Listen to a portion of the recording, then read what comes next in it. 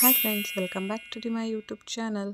ಇವತ್ತು 5 ಮಿನಿಟ್ಸಲ್ಲಿ ಆಗ್ತಕ್ಕಂಥ curd rice ಹೇಗೆ ಮಾಡೋದಂತ ನೋಡೋಣ ಬನ್ನಿ. So get ready. ಇಷ್ಟು ಇಂಗ್ರೀಡಿಯೆಂಟ್ಸ್ನ ರೆಡಿ ಮಾಡಿ ಇಟ್ಕೊಂಡಿದ್ದೀನಿ. Simple and tasty and healthy.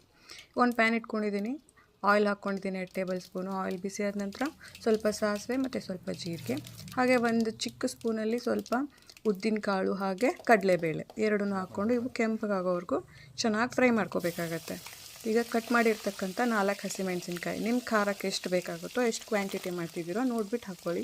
ಹಾಗೆ ಒಂದು ದೊಡ್ಡ ಈರುಳ್ಳಿ, ಸ್ವಲ್ಪ ಕರಿಬೇವಿನ ಸೊಪ್ಪು.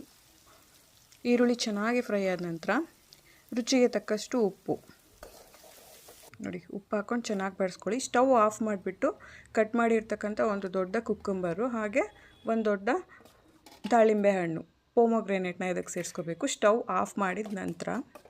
ಸೊ ಇದನ್ನೇನು ಕುಕ್ ಮಾಡೋ ಅವಶ್ಯಕತೆ ಇಲ್ಲ, ಆಲ್ರೆಡಿ ಮಾಡಿರ್ತಕ್ಕಂಥ ರೈಸು ಕೂಲಾಗಿದೆ. ಕುಕ್ ಮಾಡಿ ಕೂಲಾಗಿರ್ತಕ್ಕಂಥ ರೈಸು ಸೇರಿಸ್ಕೊತಾ ಇದ್ದೀನಿ.